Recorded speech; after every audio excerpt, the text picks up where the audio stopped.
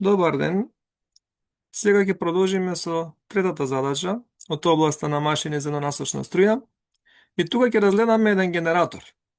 Односно ќе разгледаме машина за еднонасочна струја која што сега ќе работи во режим на генератор. Претходните две задачи се однесуваа за машини за еднонасочна струја, меѓутоа тие работеа во режим на мотор. Задачата гласи вака. За генератор на еднонасочна струја, односно генератор за еднонасочна струја, со паралелна возбуда, значи имаме генератор за еднонасочна струја со паралелна возбуда, познати се следниве податоци. Номинална моќност, значи номиналната моќност 3,4 киловати. Тоа ако се претвори во вати, би било 3400 вати. Номинален напон 115 волти.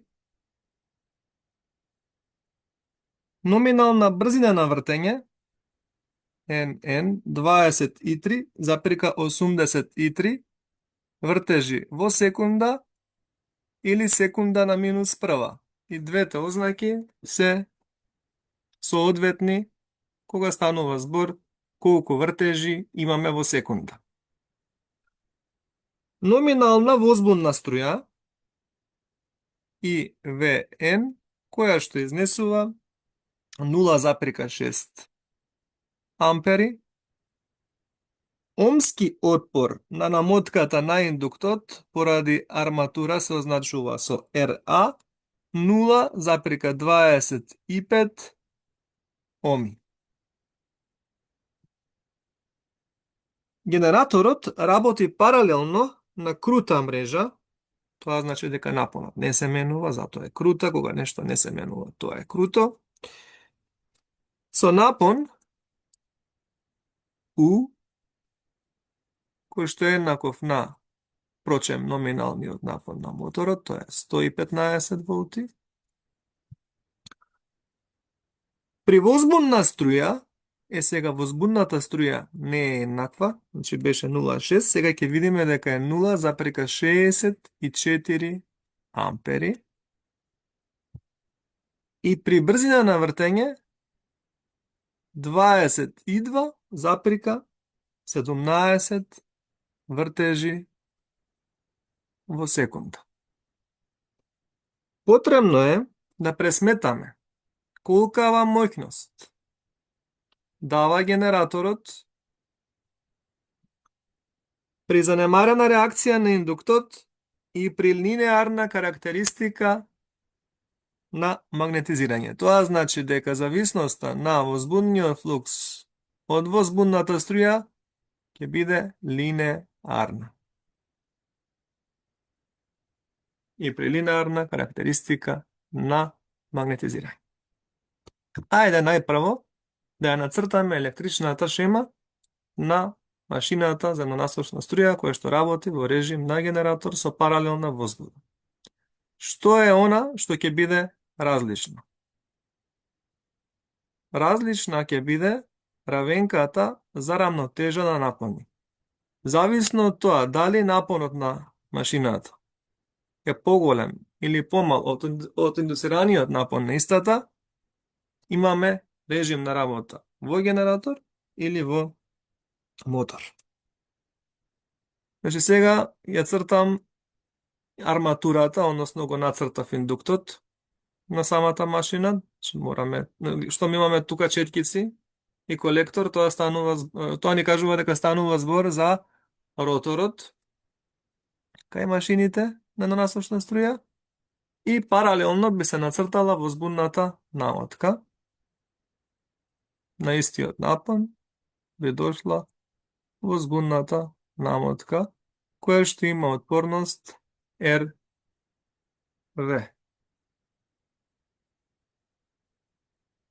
Тоа значи дека овој напон ќе биде напонот што машината ќе го дава во мрежа кога ќе работи како генератор.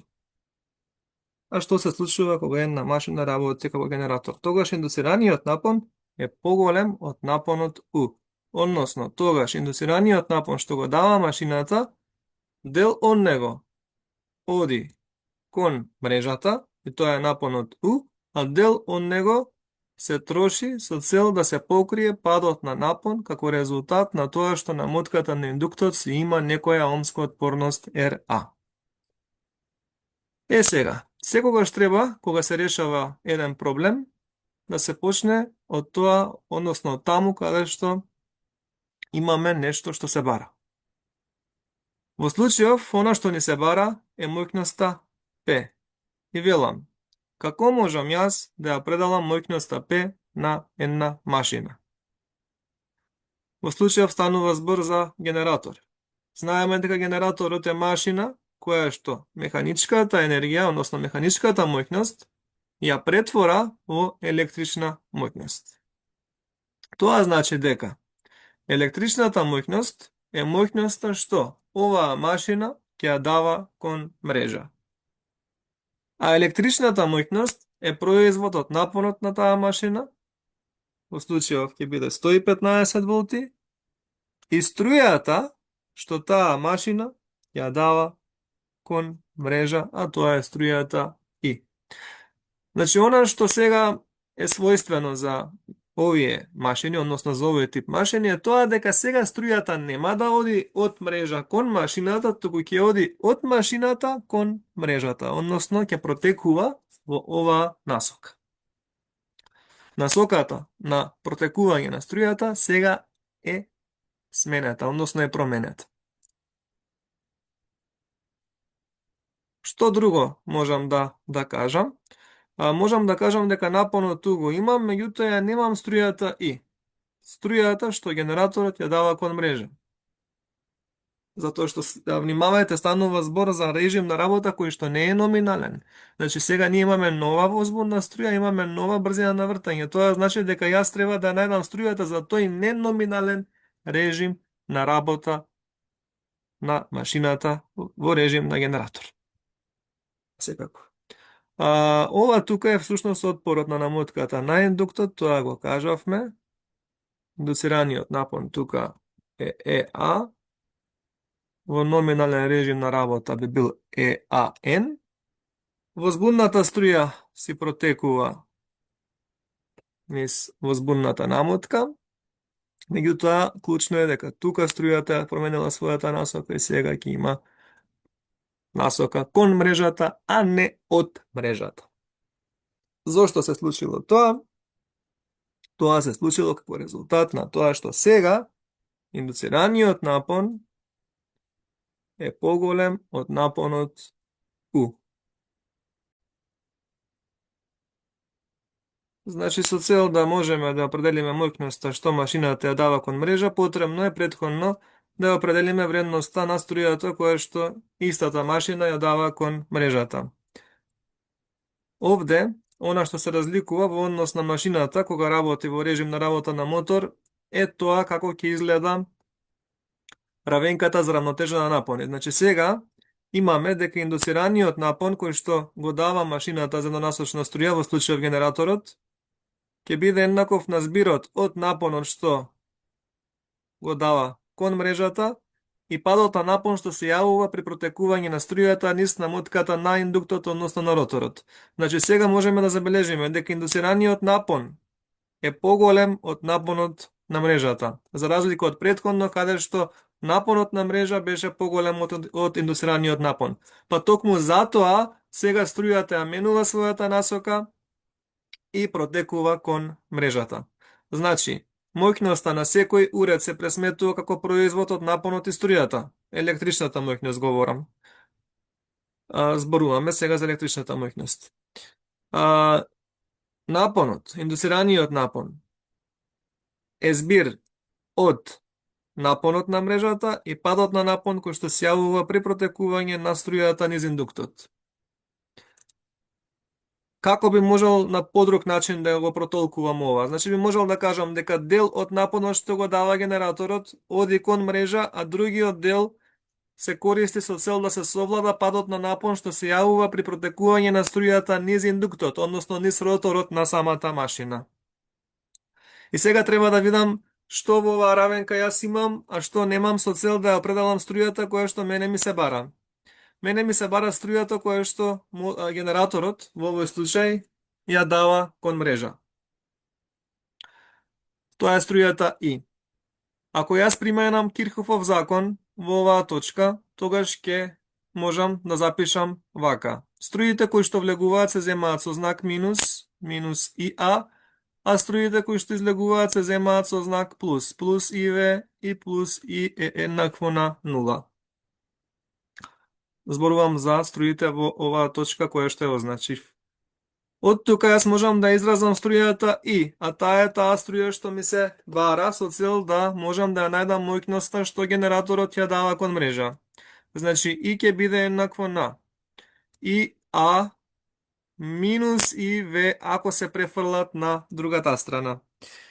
Сега јас треба да видам што мене ми недостига со цел да видам колкава е струја, да определам струјата И, онаа струја која што ја давам кон мрежа. Возбунната струја дали ми е дадена? Да, дадена е. Струјата на индуктот, односно на арматурата, дали ја имам? Не, ја немам. Како можам да ја најдам? Ќе ја најдам согласно равенката за рамнотежа на напони. Зошто интуитивно би можел да ја користам оваа равенка? Од што зависеше индуцираниот напон на машината? Зависеше од возбунниот флукс, кој што пак зависи од возбунната струја, а мене ми се дадени возбунните струи, и зависеше од брзината на вртење, а мене ми се дадени брзините на вртење за двата режима на работа.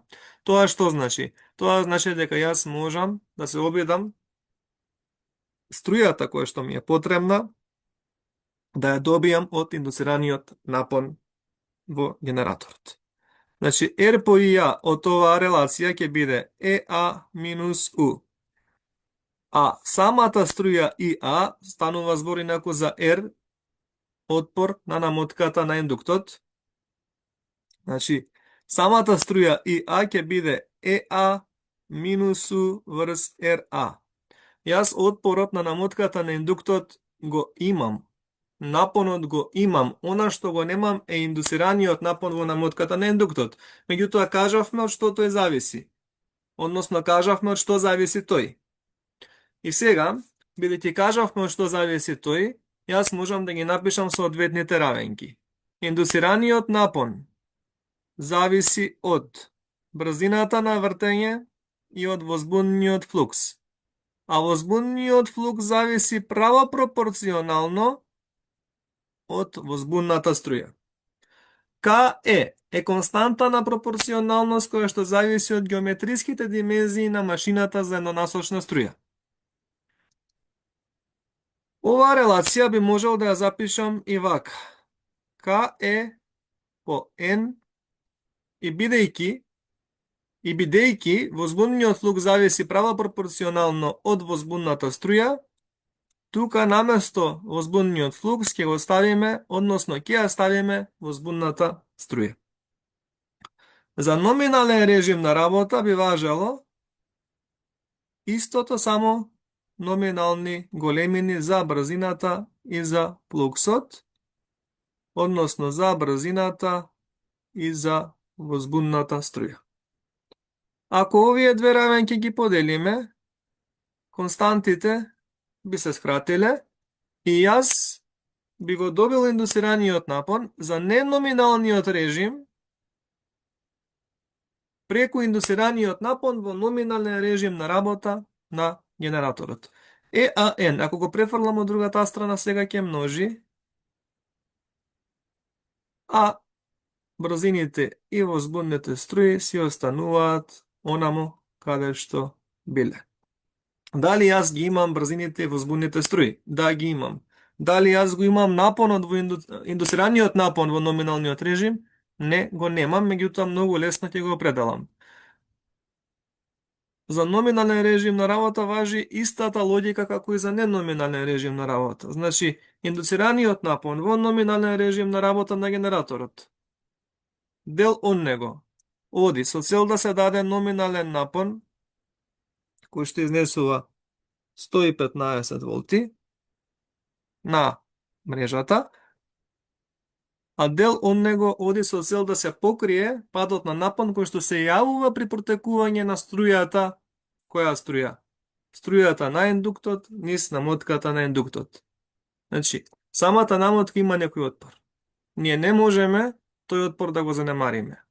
Делот напонот што го создава генераторот, што се индуцирал, оди со цел да се покрие тој пат на напон кој што се јавува како резултат на тоа што таа намотка има некој отпор. Секој материјал, без разлика дали е најдобриот спроводник, би имал некој отпор, а согласно тоа би се јавил пат на напон при протекувањето на струјата низ намотката со тој омски отпор. Значи, тука би имал EAN дека е UN плюс RA помножено со IAN. Сега, дали јас имам номиналната струја на индуктот? Не ја немам. Меѓутоа, можам да добијам од оваа релација, само што ќе ги ставам сега номиналните струи во истата. Значи, би имал минус IAN плюс IVN плюс IN е еднакво на 0. Од тука IAN мене ќе ми биде збирот од струите IVN и IN. Значи, возбудната струја во номинален режим на работа и номиналната струја на машината. Дали јас ја имам номиналната струја на машината во номинален режим на работа? Ја немам. Меѓутоа, ајде да ги погледнеме сите податоци кои што ми се дадени. Дали јас може врз основа на истите да ја определам таа номинална струја? Да, може, затоа што имам моќност и имам номинален напон. Се разбира номинална моќност. Таа е излезната моќност. А излезната моќност во случајов е електрична моќност, бидејќи машината работи како генератор. Значи, јас врз основа на тоа си велам, да, јас можам да ја најдам оваа струја. Значи, ќе запишам првен за моќноста дека е производ од напонот и од струјата. Од тука струјата IN е однос од номиналната моќност и номиналниот напон, а потоа таа струја, односно вредноста на истата, ќе ја заменам во релацијата за струјата на индуктот и од таму ќе најдам колка е таа во номинален режим на работа. Ако ја најдам струјата IAN, потоа ќе можам да го најдам, да го определам индуцираниот напон EAN. Ако го определам индуцираниот напон EAN, ќе го најдам и напонот EA во новиот режим на работа. Ако го најдам EA, ќе го најдам IA. А ако го најдам IA, односно ако ја определам струјата низ индуктот, тогаш ќе можам да ја определам и струјата И, од каде што пак ќе можам да определам моќноста P во новиот режим на работа. Значи, со цел да можам да ги определам јас големините во новиот режим на работа, најпрво е потребно, односно првенствено треба да ги определиме големините во номиналниот режим на работа. Значи, новиот режим и номиналниот режим треба да најдеме начин да ги поврземе еден со друг. Значи, струјата IN, која што генераторот во случајов, машината, ја дава во номинален режим на работа, е моќноста која што изнесува 3400 вати, поделена со напонот U, N, кој што изнесува 115 волти. Ако се пресмета,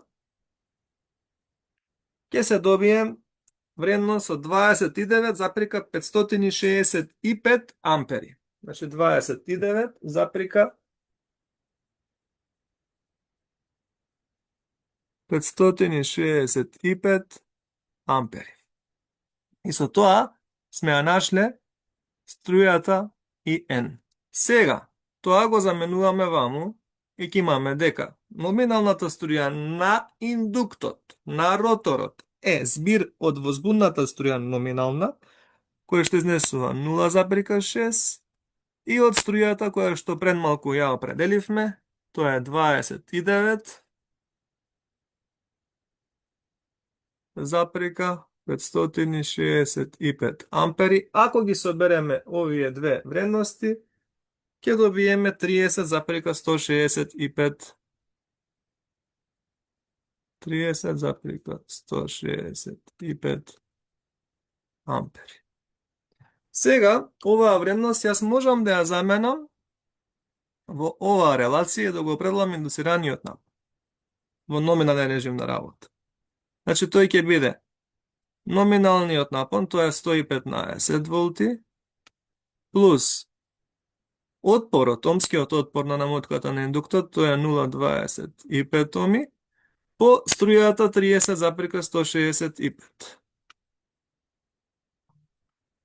Ако ова го пресметам, ќе добијам 122,5 волти.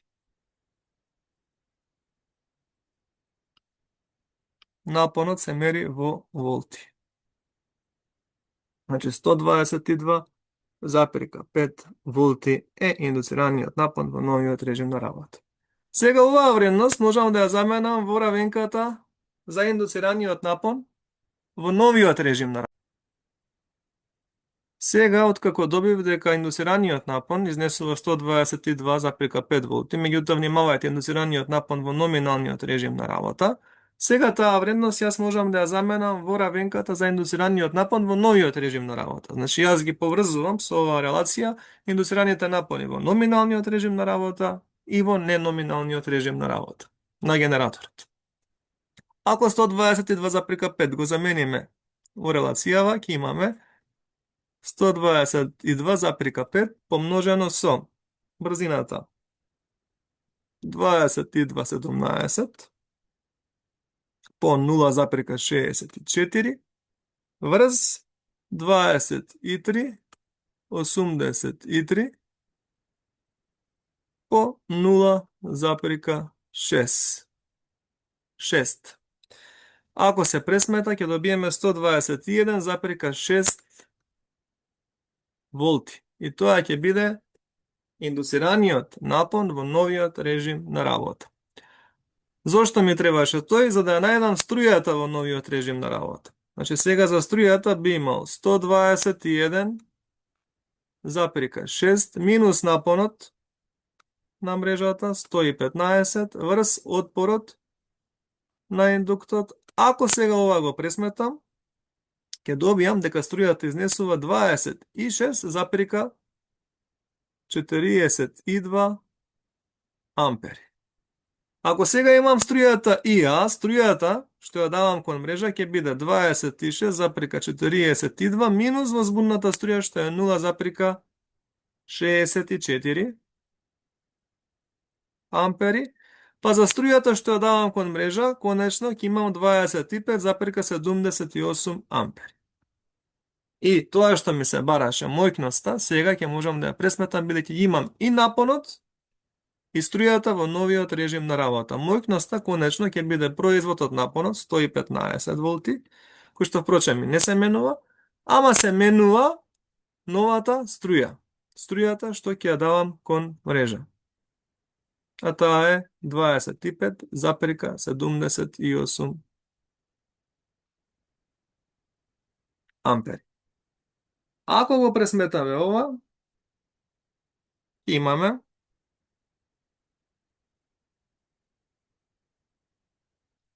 2964,7 вати. Тоа е резултатот што би се добил за мојкноста што генераторот сега ќе ја дава кон мрежа. И на овој начин сме ја решиле задачата. Тука е важно да се напомене дека се бара мојкноста што ќе ја дава генераторот кога нема да работи во режим на работа искако номиналниот, односно на некој начин се променила возбудната струја. Како може да се промени возбудната струја? Ако се вклучи, например, тука и додатен отпорник во серија со РВ. Например, при поголем отпорник, тогаш возбудната струја би се намалила, при помал отпорник тогаш би се зголемила, бидејќи струјата, согласно Омовиот закон, е обратно пропорционална од отпорот. Исто така, треба да забележиме дека брзината на вртење е намалена од 23,83 до 22,17 вртежи во секунда. Дали тоа има смисла? Возбудната струја што се случило со неа, значи 0,6 на 0,64 се зголемила. Ако се зголеми возбудната струја, тоа значи дека ќе се зголеми возбудниот магнетски флукс, а дали ако се зголеми возбудниот магнетски флукс, ќе се намали брзината на вртење? Да, бидејќи тие се обратно пропорционални. Така што да, и тоа навистина има смисла. И на овој начин видовме дека комбинирајќи ги двата режима на работа, номиналниот и неноминалниот, јас го определив индуцираниот напон во неноминалниот режим на работа, оттаму ја определив струјата низ индуктор во неноминалниот режим на работа, а оттаму пак ја определив струјата што генераторот ја дава кон мрежа во неноминалниот режим на работа, што пак ми ја даде моќноста што истиот во овој режим на работа ја предава кон мрежата. И со тоа сме ја завршиле и оваа задача, а потоа во наредните видеа ќе продолжам со слични задачи од машините за еднонасочна струја. Ви благодарам за вниманието.